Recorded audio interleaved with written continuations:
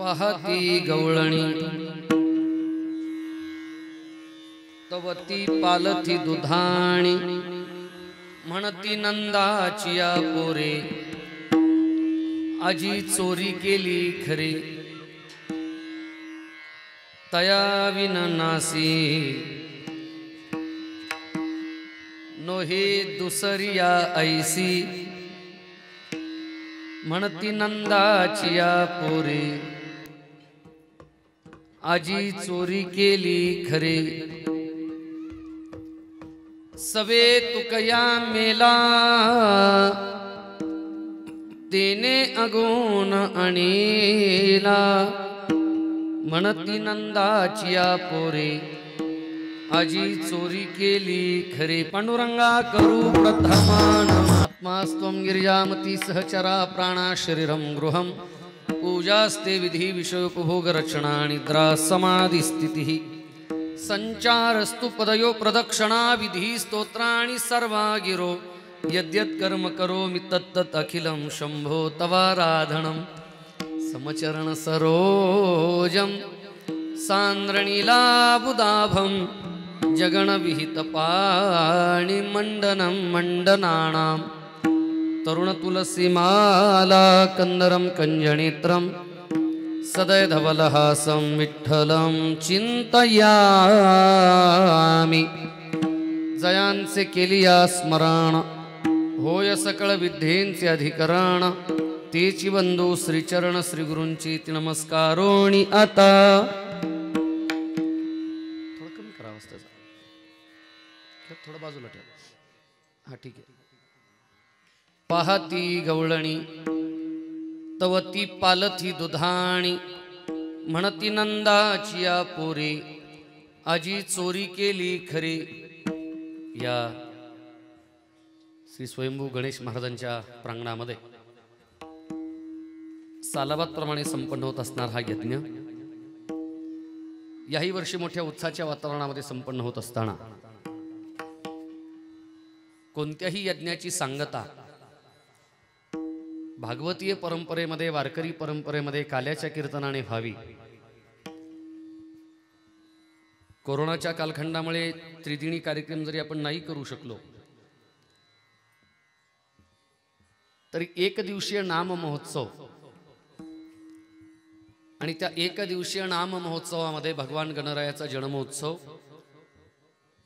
आणि वारकरी परंपरेचा दंडक काल्याच्या कीर्तनाने सांगता या दोन्हींचा समन्वय या निमित्ताने या महोत्सवाच्या निमित्ताने आपण साधणार आहोत. संतश्रेष्ठ जगद्गुरु तुकोबाराय यांना स्फुरलेली एक अभंग संहिता या अनुषंगाने मी सेवेकरता निवडलेली आहे. पाहती गवळणी तवती पालथी दुधाणी म्हणती नंदाचिया पोरे आजी चोरी केली खरे. त्यातली घंटा आहे ना मंदिरातली थोडी बांधून टाका कशाने तरी. मंदिरातली घंटा हा वाजवणारी घंटा हा ती जी वाजवताय तीच हा ती बांधा कशाने तरी.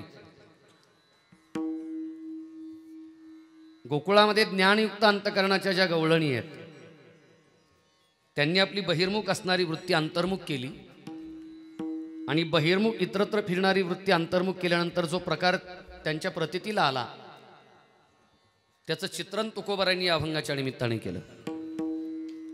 पाहती गवळणी पाहण्याचा अधिकार ज्ञानाला आहे, पाहण्याचं स्वातंत्र्य ज्ञानाला आहे.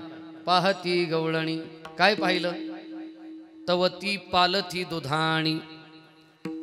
अंतकरणामध्ये असणारे जे दोष आहेत ते ज्या मडक्यांमध्ये भरलेले आहेत ओतप्रोत चित्तरूपी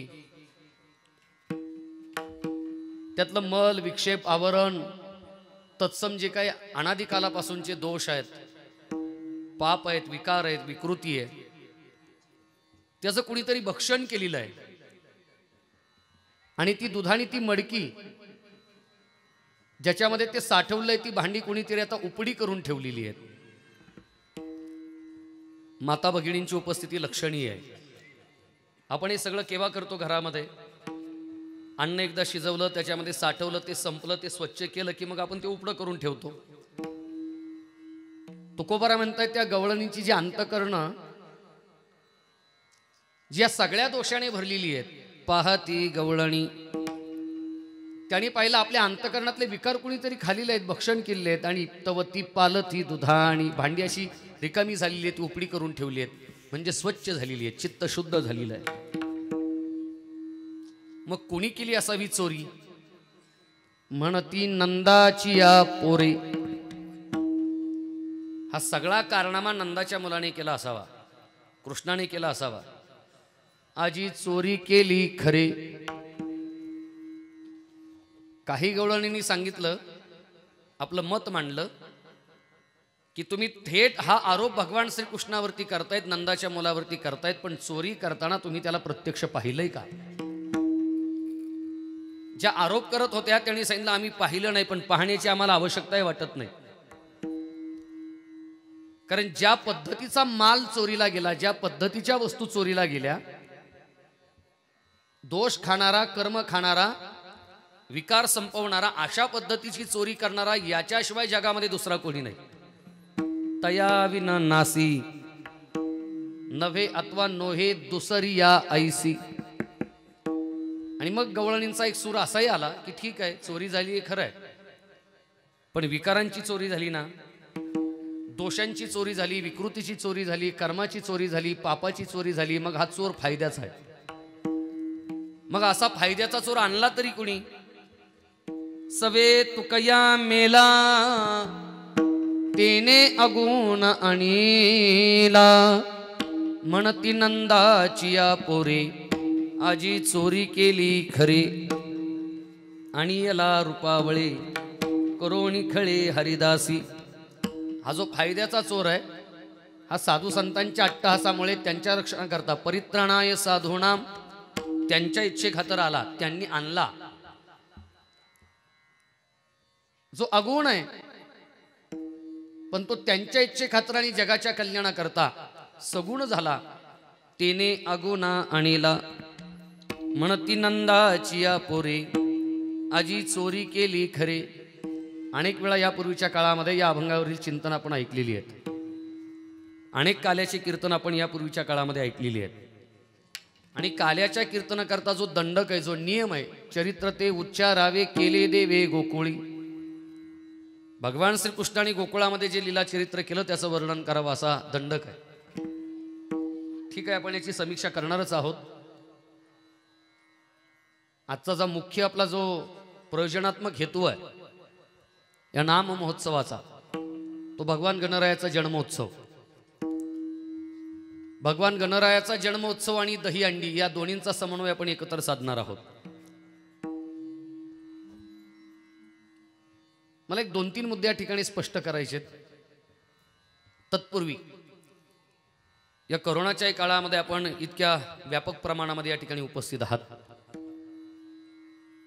आपल्या परंपरेमध्ये खंड पडू नये म्हणून आपण सर्व ग्रामस्थांनी जो निर्णय घेतला त्याबद्दल आपल्याला धन्यवाद.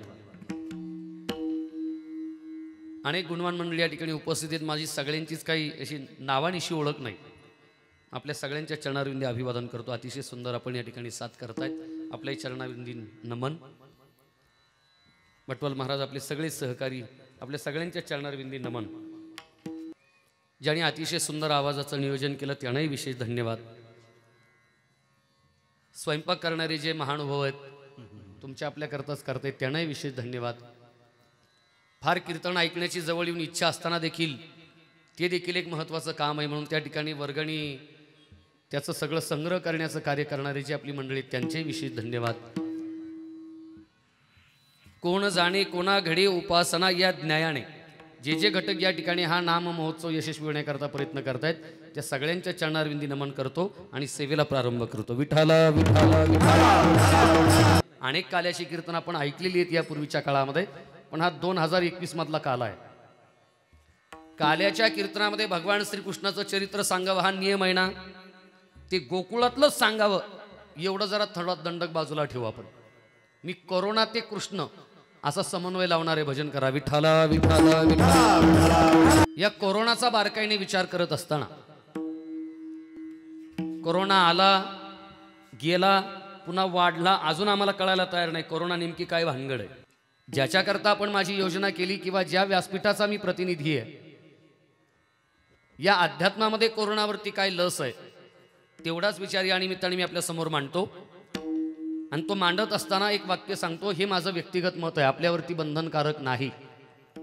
मला समजलेला कोरोना आणि त्या कोरोनावरती असणारी आध्यात्मिक लस, मी त्याच्याकरता एक 10-12 मिनिटाचा वेळ खर्च करणार आहे. अनुसंधान ठेवा. भगवान गणरायाच्या जन्माची कथा सांगणार, काल्याचं कीर्तन करणार, भगवान कृष्णाला गायी ओळायला लावणार, खेळायला लावणार, सगळं करणार आपण वेळेच्या बंधनात. पण एक 10-12 मिनिटाचा वेळ मी याच्याकरता घेतो. आता याच्याकरता मला संवाद करण्याकरता जास्त वेळ लागेल. म्हणजे प्रमाण म्हणण्याचं स्वातंत्र्य आपल्याला, योग्य ठिकाणी योग्य प्रमाण म्हणा, ते स्वातंत्र्य आपल्याला. कोरोनाचा विचार करत असताना कोरोना मला थेट महाभारत कालापर्यंत घेऊन जातो पाठीमागे. महाभारतातले कौरव मला कोरोनासारखेच वाटतात. महाभारतातले कौरव मला कोरोनासारखे वाटतात. मी पुन्हा पुन्हा सांगतो, हे माझं व्यक्तिगत मत आहे, आपल्यावरती बंधनकारक नाही. मला समजलेला कोरोना, वर्णमालेतलं अक्षर आहे क, कोरोनाचा क आणि कौरवांचा क. कोरोना 3 अक्षरी आणि कौरव 3 अक्षरी. कौरव, कोरोना, तिकडेही क आणि इकडेही क. आता शंकाच प्रत्येक वाक्यावरती घ्यायची म्हटलं तर लोक म्हणतील त्याला कोविड म्हणतात. 19ला डिटेक्ट झाला, अगोदर 4 भाऊ होते, 19ला डिटेक्ट झाला म्हणून कोविड-19 म्हणतात. आता 5व्या भावावरती लस येत नाही तोपर्यंत ब्रिटनमध्ये 6वा आला, कारण फायझर तिकडेच तयार झाली. तिथेच का आला? जगात कुठेच जन्माला आला नाही, ब्रिटनमध्ये आणि भारतातच का आला? कारण लस तिथेच तयार झाली आणि इथेच तयार झाली. भोकाडी दाखवल्याशिवाय टुचून घेणार. हाँगकाँग या शहरावरती जैविक अस्त्र म्हणून वापर करण्याकरता वटवाघूळ नावाच्या प्राण्याचं बायोमेट्रिक ॲनालिसिस करून त्याच्यापासून हा व्हायरस अलग केला चीनच्या वुहान प्रांतामध्ये. तिथून तो लीक झाला आणि जगभर पसरला, असं मिथक माझ्या कानापर्यंत आलं सोशल मीडियाद्वारे. कदाचित अजून 10-20 वर्षांनी अजून वेगळी बातमी येईल. आज जी बातमी तुमच्या माझ्या कानापर्यंत आली त्या बातमीचा आदर करून हे सगळं वक्तव्य मी करतोय की कोरोनाचा व्हायरस हा वटवाघुळावरती बायोमेट्रिक ॲनालिसिस करून त्याच्यापासून वेगळा केला, म्हणजे तो प्रयोगातून सिद्ध झाला. कौरवांचा जन्म देखील प्रयोगाद्वारे झाला. महाभारत फार अजब आहे. मेडिकल सायन्स, अध्यात्म विज्ञाना स्वतंत्र चिंतनाचा मुद्दा आहे. पुढे जसा जसा वेळ जाईल आपण त्याच्यावरती भाष्य करू. पण 2 वर्ष झाले तरी प्रसव होत नाही म्हणून एक अवजड वस्तू गांधारीने आपल्या पोटावरती मारली. गर्भाचे शतखंड झाले आणि 100 तुकड्यामध्ये तो विभागलेला गर्भ व्यासांनी 100 भांड्यांमध्ये मडक्या सदृश्य साठवला. हा टेस्ट ट्यूब बेबीचा सर्वोत्तम नमुना आहे. दृष्टद्युम्नाचा जन्म असेल, पांडवांचा जन्म असेल, द्रोणाचार्याचा जन्म असेल किंवा कौरवांचा जन्म असेल, हा टेस्ट ट्यूब बेबीचा सर्वोत्तम नमुना आहे. ज्याप्रमाणे कोरोना प्रयोगातून सिद्ध झाला त्याप्रमाणे कौरव देखील प्रयोगातून सिद्ध झाले. ते प्रयोगाद्वारे जन्माला आले. कोरोना प्रयोगाद्वारे जन्माला आला, कौरव प्रयोगातून जन्माला आले. कोरोनाचा बाप आहे वटवाघूळ आणि कौरवांचा बाप आहे धृतराष्ट्र. दोघेही आंधळे. हा निव्वळ योगायोग आहे. वटवाघळाने केव्हा सूर्य पाहिला नाही उगवलेला आंधळा आहे. दिवस उगवला का डोळे जातात. जसा कोरोनाचा बाप आंधळा तसा कौरवांचाही बाप आंधळा, धृतराष्ट्र आंधळा आहे. किती योगायोग आहे. ते प्रयोगातून जन्माला आले, हेही प्रयोगातून जन्माला आले. ते 3 अक्षरी, हे 3 अक्षरी. तिथे क आणि इथे क. त्याचाही बाप आंधळा आणि यांचाही बाप आंधळा. कोरोनाची जी लक्षणं आहेत ती सगळी लक्षणं मला कौरवांमध्ये दिसत आहेत. कोरोनाची जी लक्षणं आहेत ती सगळी लक्षणं मला कौरवांमध्ये दिसत आहेत. विठ्ठल विठ्ठल. कोरोनातली सगळी लक्षणं मला कौरवांमध्ये दिसतात. कोरोनाचं पहिलं लक्षण आहे कफिंग. कोरोनाचं पहिलं लक्षण कफिंग, कफ होणं. आयुर्वेदामध्ये वात, पित्त आणि कफ अशी त्रिसूत्री आहे. वाताचा प्रभाव हा साधारणतः 12 वर्षापर्यंत असतो जन्माला आल्यापासून. म्हणून आपण शांत बसतोय पण लहान मुलं उड्या मारतात. हा त्यांचा दोष नाही, वाताचा प्रभाव आहे, चांचल्य आहे. वात अनबॅलन्स झाला, असंतुलित झाला तर माणूस पहाडासारखा असतो 6 फूट. पण संधिवात झाला, आमवात झाला तर उठली जागा बसवत नाही, बसली जागा उठवत नाही. लहान मुलांमध्ये वाताचा प्रभाव जास्त असतो म्हणून आपण शांत बसलो पण ती बिचारी उड्या मारतात. वात जास्त आहे. साधारणतः 12-14 वर्षापासून 60 पर्यंत पित्ताचा प्रभाव असतो. पित्त सारखं होतं, जळजळ होते. कुणी काही बोललं तरी सहन होत नाही, पित्त वाढतं. आणि त्यानंतर मरेपर्यंत कफाचा प्रभाव असतो. म्हातारपणी सर्दी, खोकला, पडसं. कफाचा स्वभाव आहे. काय कफाचा स्वभाव आहे? सर्दी केव्हा होते? कफ केव्हा होतो? सर्दी झाल्याशिवाय कफ होत नाही आणि सर्दी अचानक होत नाही. शरीरशास्त्र असं आहे, सर्दी होण्याच्या 2 दिवस अगोदर घसा खवखवतो, घशात टोचल्यासारखं होतं, काही गिळायला गेलं तरी त्रास होतो. आणि उद्या सर्दी होणार आहे, फ्लो चालू होणार आहे,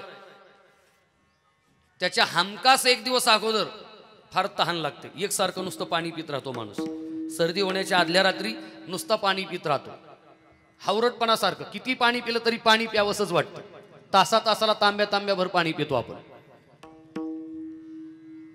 कफ साठला छातीमध्ये, निमोनायटिस झाला की कफाचं आपल्या शरीरामध्ये काम आहे मेटाबॉलिझम सिस्टीम, डायजेस्टिव्ह सिस्टीम, ती प्रणाली कार्यान्वित करणं, खाल्लेलं पचवणं, याच्याकरता कफ काम करतो आपल्या शरीरामध्ये. त्यामुळे सर्दी होण्याच्या अगोदर हावरटपणासारखं पाणी पितो आणि कफ झाला का नुसती भूक लागते. 2-2 तासाला काहीतरी खावंसं वाटतं. जे कफाचा एक स्वभाव आहे हावरटपणा, लोभ. आयुर्वेदाने सांगितलं कफाचा स्वभाव आहे लोभ. आणि महाभारतातला दुर्योधन लोभी आहे. स्वतःच्या प्रॉपर्टीवरती भागलं नाही. त्याने सांगितलं माझंही ते माझंच आहे, पण जे तुमच्या अधिकाराचं, तुमच्या हक्काचं, तुमच्या हिश्श्याचं, तुमच्या वाट्याचं ते देखील माझं. लोभ, हावरटपणा. भगवान कृष्णाला त्याने सांगितलं सुच्चाग्रमेण दास्यामी विनायुद्धेन केशव. तुम्ही सगळं म्हणाल याचा आणि काल्याच्या कीर्तनाचा काय संबंध आहे? तिथं मजा आहे, लक्ष राहू द्या फक्त. हे सगळं काल्यापर्यंत आणून सोडतो. विठ्ठल विठ्ठल विठ्ठल. ज्याप्रमाणे कोरोनाचं पहिलं लक्षण कफिंग, तसं कौरवांचं पहिलं लक्षण लोभ. कफाचा स्वभाव आहे लोभ. फार पाणी पितो आणि फार आपण खात राहतो. लोभ, हावरटपणा. ज्याने सांगितलं माझंही ते माझं, भावाचं ते देखील माझं. कोरोनाचं दुसरं लक्षण आहे ताप येणं, फिवर. पण तापाची वेगवेगळी लक्षणं आहेत. ताप आल्यानंतर घसा सुकतो, नाक सुकतं, असं मरगळल्यासारखं वाटतं, अंग असं ठणकतं, काही खाल्लं तरी तोंडाला चव लागत नाही. ज्ञानोबाराय म्हटले दूध हे पूर्ण अन्न आहे. काही पदार्थ हे गोडही नसतात आणि पवित्रही नसतात. काही गोड असतात तर पवित्र नसतात, काही पवित्र असतात तर गोड नसतात. दूध गोडही असतं आणि पवित्रही असतं. काही पदार्थ गोडही नसतात आणि पवित्रही नसतात. दारू ही गोडही नसते आणि पवित्रही नसते. दारू जर गोड असती तर लोकांनी ती नाक दाबून घेतली नसते, असं बऱ्याच वेळा मी दुरून पाहिलेलं आहे. एकाला खोकला येत होता, कुणीतरी त्याला सांगितलं कोडिन बेस काहीतरी असं ब्रँडी वगैरे घेतल्याशिवाय तो मदतीचा आहे, डांग्या खोकलाय जायचा नाही. मग कुठं मिळेल म्हणून वस्तीवरती गेला. बरोबर त्याला माहिती इथं मिळेल. मग चमच्यावर त्याने ते कोडिन बेस ती ब्रँडी घेतली आणि गिळल्यानंतर त्याला विचारलं खरंच माझा खोकला जाईल का रे? तो म्हटलं माझी 16 एकर गेली, तुझ्या खोकल्याचं काय घेऊन बसला? दारू गोडही नाही आणि पवित्रही नाही. गोड असती तर नाक दाबून घेतली नसती, असं मी बऱ्याच वेळा पाहिलेलं आहे. आणि पवित्र असती तर ती अभिषेकामध्ये वापरली असती. जे विदेशामध्ये बिअर थेरपी करतात, वाईन थेरपी करतात, तशी महादेवावरती केली असती आपण. गोमूत्र पवित्र आहे, गोड नाही. गाईचं गोमूत्र पवित्र आहे, अँटीव्हायरल आहे, अँटीबॅक्टेरियल आहे, अँटी डायबिटिक आहे, अँटी कॅन्सर आहे. म्हणून मागाशी मी जे म्हटलं ना की केवळ नाकातोंडातून व्हायरस जातो म्हणून हे फडकं बांधलंय, मुस्कटदाबी केली, एवढं नाही. ज्याप्रमाणे WHO ने 9 महिन्यानंतर सांगितलं की रेमडेसिवीरच्या अतिरेकानेच माणसं मेली, अजून 2 महिन्याने सांगते हे फडकं बांधल्यानेच माणसं मेली. कारण स्वाभाविक जो शरीराचा जो गुणधर्म आहे त्याच्यामध्ये आम्ही अवरोध निर्माण करतो. शुद्ध हवा आतमध्ये घेणे आणि अशुद्ध सोडणे याच्यामध्येच आम्ही घोटाळा करतो. हे फडकं बांधल्याने तेच होत आहे नेमकं. असं मला त्याच्यावरती फार भाष्य करायचं नाही, अजून बराचसा पसारा आपल्या समोर मांडायचा आहे. मी कशाकरता हा सगळा विचार मांडतोय? केवळ नाकातोंडातूनच जातो व्हायरस असं नाही, डोक्यातूनही जातो. मग दशक्रिया केल्यानंतर, टक्कल केल्यानंतर भावकीतली लोक काय करतात? शेण आणि गोमूत्र एकत्र घेतात, कालवतात आणि डोक्याला लावतात. का लावतात? अँटी व्हायरल आहे, अँटी बॅक्टेरियल आहे. त्वचेची छिद्र मोकळी होतात डोक्याच्या, त्याच्यातून एखादा व्हायरस जाऊ नये. 1.5 कोटी आहेत या ॲटमॉस्फिअर मध्ये, वातावरणात, त्याच्यातला एखादा जाऊ नये म्हणून ते अँटी व्हायरल, अँटी बॅक्टेरियल त्या ठिकाणी लावलं जातं. ते गोमूत्र अँटी व्हायरल आहे, अँटी बॅक्टेरियल आहे. हे सॅनिटायझिंग आत्ता करतो असं नाही. सुतकाच्या घरी गेलं की लिंबाची काढीन गोमूत्र फवरलं जाते की नाही, ही सॅनिटायझिंग करण्याची पद्धत त्या काळापासूनची. क्वारंटाईन आत्ताच करतो असं नाही, 13 दिवस. सुतक हे क्वारंटाईनच आहे, त्याच्यावरती स्वतंत्र कीर्तन करू केव्हा, विठाला विठाला विठाला. आणि माता भगिनींची उपस्थिती लक्षणीय आहे. मी फार जबाबदारीने हे वाक्य सांगतो, आपल्या सगळ्यांच्या श्रद्धेला धक्का लागेल. कोरोना आला नसता तर आयसोलेशन हा शब्द आपल्याला कळाला नसता कदाचित. पण हे आयसोलेशन आम्ही दर महिन्याला करतो घरी. दर महिन्याच्या 4 दिवशी आमच्या घरी आयसोलेशन असतं. आमची माता भगिनी आम्ही दर महिन्याच्या 4 दिवसाला आयसोलेट करतो. का? आपल्या श्रद्धेला धक्का लागेल. पण तिथे आम्ही त्याला धर्माची जोड दिली, त्याला आम्ही विटाळ म्हटलं, विटाळ. पण त्याच्यामध्ये कसल्याही प्रकारचा दोष नाही. मी फार जबाबदारीने सांगतो, जबाबदार व्यासपीठावरून सांगतो. अरे जे निसर्ग दत्त आहे, जे परमेश्वराने दिलेलं आहे, जी निसर्ग दत्त या शरीराची देणगी आहे, जर एखाद्या माता भगिनीमध्ये मासिक धर्म निर्माणच झाला नाही तर मुंबईपर्यंत धावपळ करतो की नाही, लाखो रुपये खर्च करण्याची तयारी की नाही आमची. ज्याच्यामुळे जीवसृष्टी निर्माण होणार आहे, सृष्टीचं चक्र ज्याच्यावरती अवलंबून आहे, त्याच्यामध्ये कसला विटळण, त्याच्यामध्ये कसला दोष. मग नेमकं गमक काय नीट आहे का?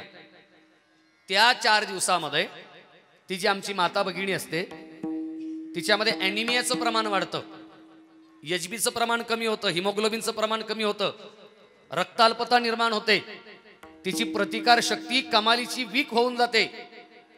आणि त्या 4 दिवसामध्ये तिला जपणं अत्यंत गरजेचं असतं. त्या 4 दिवसामध्ये तिला जंतू संसर्ग होण्याची, इन्फेक्शन होण्याची शक्यता नाकारता येत नाही.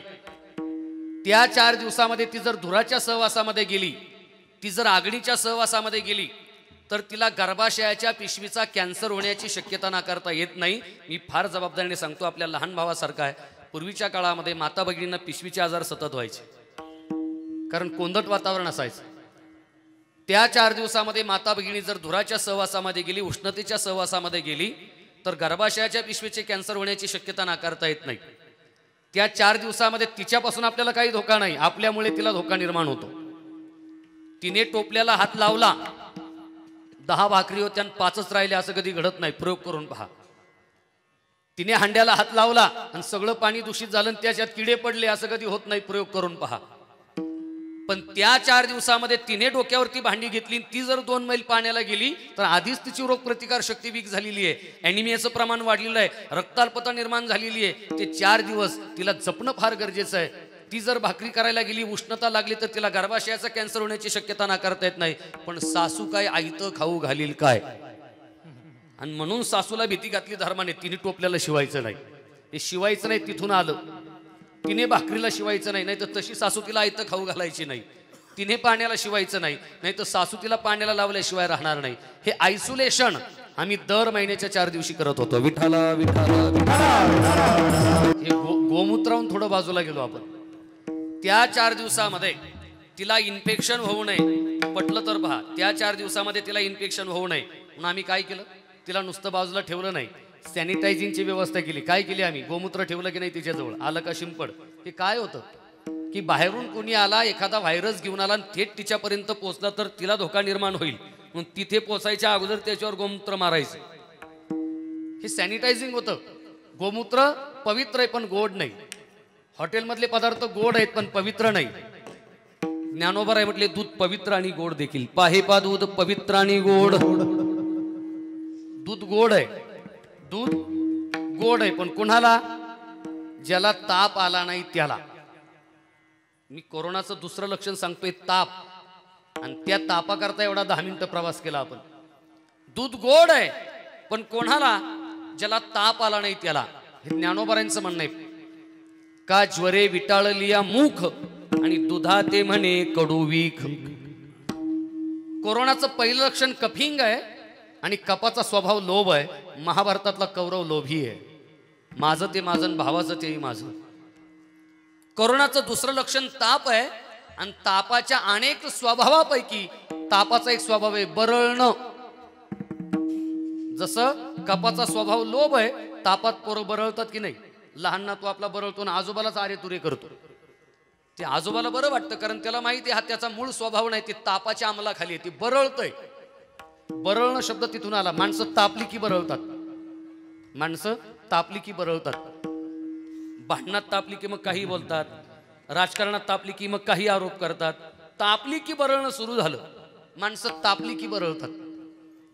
जर कोरोनाचं दुसरं लक्षण ताप येणं असेल आणि तापाचा स्वभाव जर बरळणं असेल तर महाभारतातला हा कोरोना बरळतोय. आपण घरी जाऊन महाभारत पहा आणि महाभारतातलं सभापर्व काढा.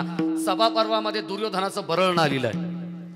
त्यावेळी सांगितलं कृष्णा जानामि धर्मम नचमे प्रवृत्ती जानामि अधर्मम नचमे निवृत्ती केनापि देवेन हृदय स्थितीने यथानियोक्तोस्मी ततः कुरोमी. हे बरळणं नाही तर काय. त्याने कृष्णाला ठणकावून सांगितलं मला धर्म कळतो पण वागावंसच वाटत नाही. जानामि धर्मम नचमे प्रवृत्ती. मला अधर्म कळतो पण परावृत्त होऊ शकत नाही. जानामि अधर्मम नचमे निवृत्ती. हे कसलं मोठं बरळण आहे दुर्योधनाचं. ह्या दुर्योधन रूपी कोरोनापासून आपल्या भक्ताचं रक्षण व्हावं. कारण ज्याला कोरोना झाला तो कोरोना काय करतो, किती मोठ्या प्रमाणामध्ये त्रास देतो.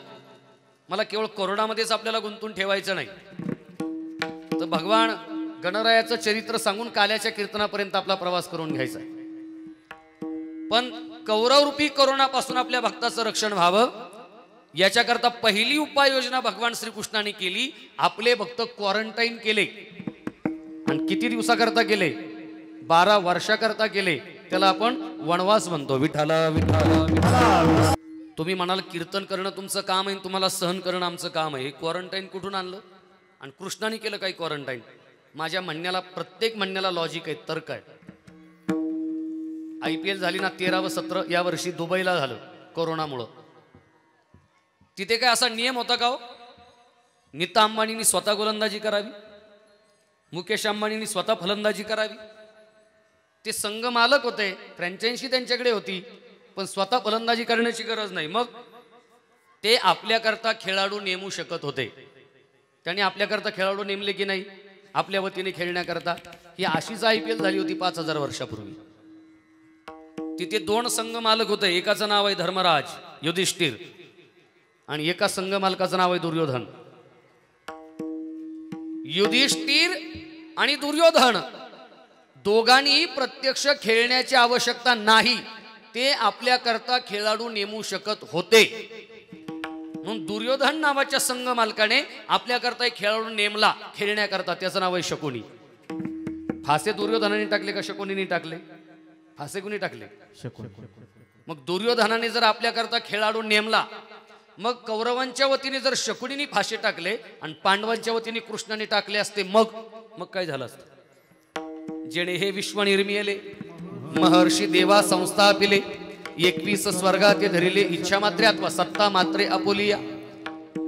जर कौरवांच्या वतीने शकुनी फासे टाकण्याकरता आला, पांडवांच्या वतीने कृष्ण आला असता तर भगवान कृष्णाला हे सहज शक्य होतं.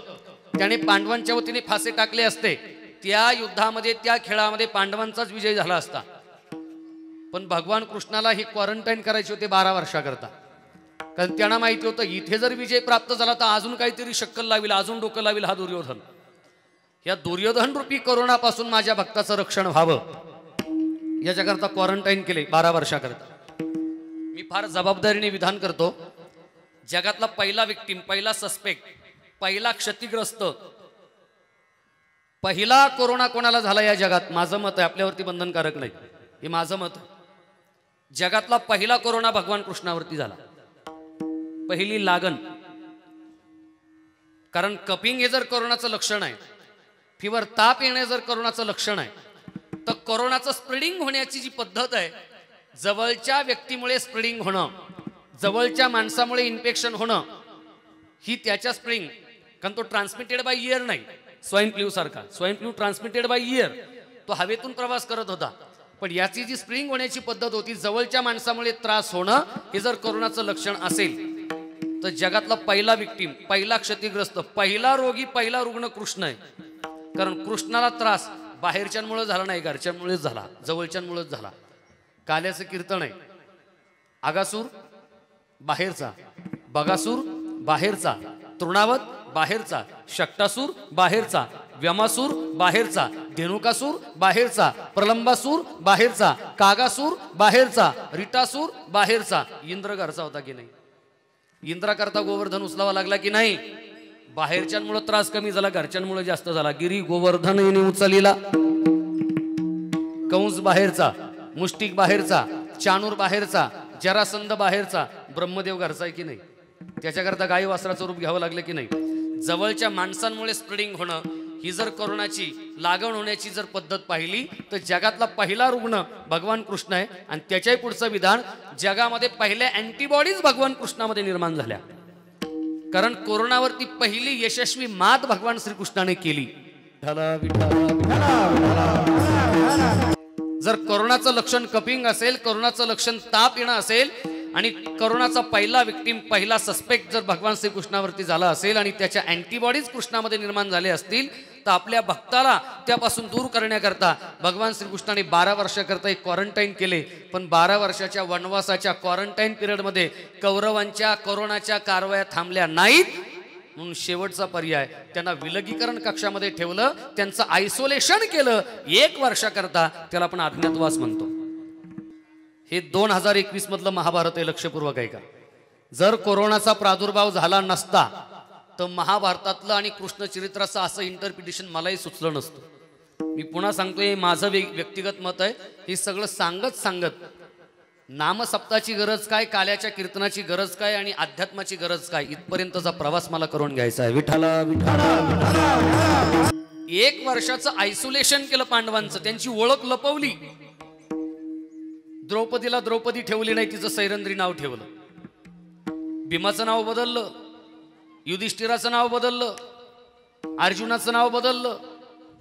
त्याच्यामध्ये तर जनुकीय बदल केले, जेनेटिक बदल केले अर्जुनामध्ये. त्याचा बृहन्नडा केला. एवढं आयसोलेशन केलं त्यांचं. पण तरी देखील यांचं रक्षण होणार नाही. 5-6 वर्षापूर्वी, 5-6 महिन्यापूर्वी कोरोनावरती जी पहिली थेरपी केली तिला आपण प्लाझ्मा थेरपी म्हणतो.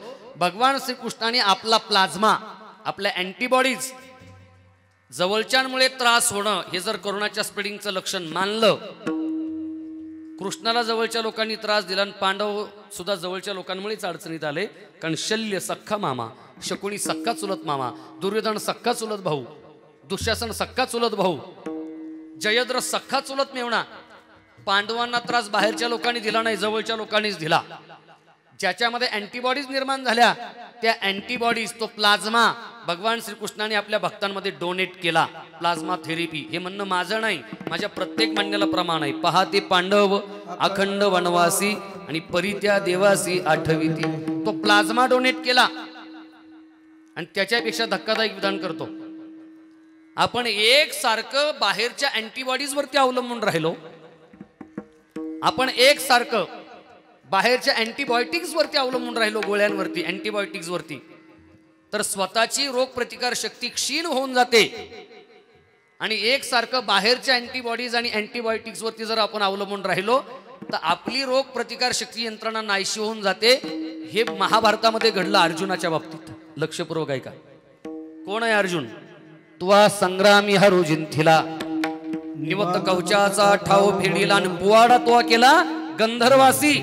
ज्याने भगवान महादेवाला युद्धात जेरी साणावं, पण एवढा कृष्णावरती अवलंबून राहिला, एवढा अँटीबॉडीज वरती अवलंबून राहिला, एवढा अँटीबायोटिक वरती अवलंबून राहिला, इतका कृष्णावरती अवलंबून राहिला. महान पराक्रमी अर्जुन कृष्णरूपी अँटीबायोटिक ज्यावेळी निजधामाला गेले त्यावेळी सामान्य चोराने अर्जुनाचा पराभव केला की नाही? हे 2021 महाभारत आहे. म्हणून कोरोना रूपी कौरवांवरती जर मात करायची असेल तर परमेश्वराची करुणा याच्याशिवाय दुसरं महाभारतामध्ये औषध मला दिसत नाही. अजून इकडे 2021 ला अँटीडोस यायचा आहे, वॅक्सिन यायची, त्याचे परिणाम दिसून यायचे. काल्याच्या कीर्तनाची गरज काय, आवश्यकता काय? काही मंडळी जर म्हटली असती की जाऊ दे आता एवढं वर्ष काढलं ना, अजून या वर्षी जर नसती गर्दी जमवली तर काय, कशा करता हा सगळा तामझाम, कशा करता हा सगळा खर्च. तर स्पिरिच्युअलिटीमध्ये काय ताकद आहे, अध्यात्मामध्ये काय ताकद आहे. कौरव रूपी कोरोनावरती मात करण्याकरता भगवान श्रीकृष्णाच्या करुणेशिवाय दुसरा पर्याय नाही. मी याच्याकरता एवढा लांबून प्रवास केला. काल्याच्या कीर्तनाचा दंडक आहे, चरित्र ते उच्चारावे केले देवे गोकुळी. गोकुळातलंच का याच्यावरती स्वतंत्र 2-4 कीर्तनं होती. मला त्याच्यामध्ये देखील जास्त रमायचं नाही. पण गणपती बाप्पाचा जन्म उत्सव आहे, वेगवेगळ्या पद्धतीने साजरा केला जातो, वेगवेगळ्या पद्धतीने. या जन्म उत्सवांची मोठी विलक्षण कथा आहे, विलक्षण. पारंपरिक कथा सांगितली जाते. म्हटले पार्वती माता आंघोळीला गेली आणि तिने ते गणपतीला सांगितलं कोणाला येऊ देऊ नको. म्हणजे लहानपणापासून अशीच कथा मी ऐकत आलो, जी मी लहानपणापासून ऐकत आलो ती सांगतो. आणि भगवान महादेव आले, ते गणपती बाप्पांनी त्यांना विरोध केला आणि मग ते मस्तक वगैरे अलग झालं, असं वगैरे सगळी कथा सांगितली जाते. एक कथा अशी सांगितली जाते, म्हटले माता पार्वती आंघोळ करायला गेली आणि तिने आपल्या अंगावरचा मळ काढला आणि त्या मळाचा गोळा. मग किती वर्ष पार्वतीने आंघोळ नसेल केली, कधी असा विचार मनात येतो की नाही. मळाचा गोळा तयार झाला आणि त्या गोळ्यापासून गणपती तयार झाले. मग किती महिने किती वर्ष माता पार्वतीने आंघोळ केली नसेल, कधी हा विचार मनामध्ये आला. हा मळ काढला म्हणजे नेमकं काय. आम्ही इतके वरच्यावर सगळं अध्यात्म पाहतो. योगायोगाने दुर्दैवाने दत्त जन्म उत्सव या वर्षी झाले नाही. दत्त जन्माची कथा काय सांगितली जाते, म्हटले तिन्ही देव खाली आले आणि ते नारदाने कळ वगैरे लावले आणि त्या तिन्ही देवींना सांगितलं तुमच्यापेक्षा खाल पतिव्रता आहे अनुसया. मग तिन्ही देव त्या देवींनी हट्ट केला आणि तिचं पातिव्रत्य भंग करा वगैरे वगैरे. मग तिन्ही देव खाली आले, ब्रह्मा विष्णू महेश. आणि तिन्ही देवांनी सांगितलं आम्हाला विवस्त्र अवस्थेमध्ये, म्हणजे मला मर्यादा आहेत, माता भगिनींची उपस्थिती या ठिकाणी लक्षणीय आहे, या व्यासपीठाचा काही डेकोरम आहे, काही गरिमा आहे, पण मी धाडसाने सगळं आपल्या समोर मांडतो. नग्न अवस्थेमध्ये आम्हाला जेवायला वाढ, असे तिन्ही देवांनी त्या ठिकाणी आज्ञा केली. मला कधी कधी प्रश्न पडतो, देव आहेत का निळू फुले, काय कोण डॅनी का प्राण. ही सगळी पात्र आपण पाहिली ना, म्हणजे प्रत्यक्ष त्यांचा स्वभाव फार मृदू होता. माझं सातत्याने जाणं व्हायचं निळू भाऊंक. कोळवणच्या परिसरामध्ये त्यांचा फार मौस होता. मी मुळशीला ज्या ज्यावेळी जायचो त्यावेळी निश्चितपणाने त्यांच्याकडे जायचो. ते प्रत्यक्षात फार मृदू स्वभावाचे होते, पण ज्या ज्या चरित्र भूमिका त्यांनी रंगवल्या, कधी कधी प्रश्न येतो की नाही, देव आहेत का निळू फुले आहेत का प्राण आहे का अजून एखादा विलन, एखादा खलनायक आहे. नेमका अर्थ काय, लक्षपूर्वक आहे का. आज फार मला गोष्टी आपल्या समोर मांडता आल्या नाहीत, फार चांगल्या विचारांचं मंडन करता आलं नाही, त्या एस्टॅब्लिश करता आल्या नाहीत, प्रस्थापित करता आल्या नाहीत. तरी ज्या चुकीच्या पद्धती आहेत त्याचं खंडन जरी करता आलं तरी माझे लेखी आजचं कीर्तन सफल होईल. विठाला विठाला विठाला. जेवण तयार करण्याकरता काय काय गोष्टी असाव्या लागतात.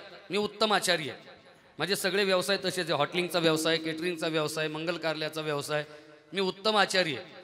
तुम्ही म्हणाल तो पदार्थ चायनीज, कॉन्टिनेंटल, तुम्ही म्हणाल तो पदार्थ साऊथ इंडियन, अगदी 2-4 हजार लोकांचं जेवण मी स्वतः बनवतो. मी उत्तम स्वयंपाकी आहे. जेवण बनवण्याकरता काय काय असावं लागतं. आता महाराजांचं प्रमाणच आहे, उदक अग्नी धान्य झाल्या घडी पाक, एका विनयक कामा नाही. ठीक आहे, हे आपल्याला सगळं माहिती आहे, या वर्गाला माहिती नाही. साधी भाकर तयार होण्याकरता काय असावं लागतं. आपण जर बनकर फाट्याहून आलो, उदापुराहून आलो, ओतूरवरून आलो, पिंपळगाववरून आलो, जोग्याहून घरी आलो, भूक भूक भूक करीत आलो, घरामध्ये माता भगिनी ज्या कोणी असतील सांगितलं भाकरी बनवा, 5 मिनिटात तयार होते भाकर, बाजरीची ज्वारीची जी काय असेल ते. खाणाऱ्याने केव्हा विचार केलाय की 5 मिनिटामध्ये तयार होणारी भाकर त्याला काय काय असावं लागतं.